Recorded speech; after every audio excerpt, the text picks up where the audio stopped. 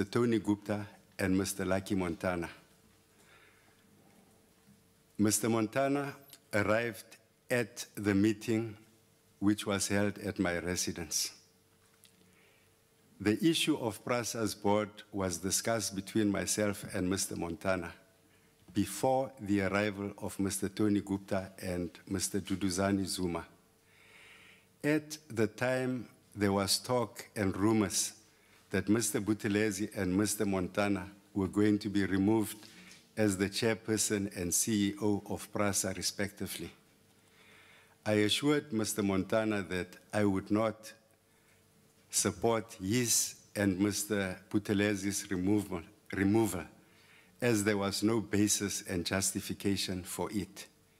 Shortly after this meeting, Mr. Tony Gupta and Mr. Duduzane Zuma arrived at my residence. Background to their arrival.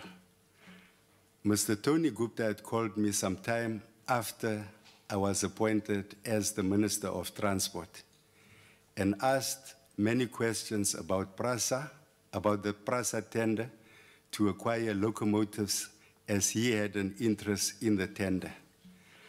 I told him that it was my understanding that the tender process had run its course.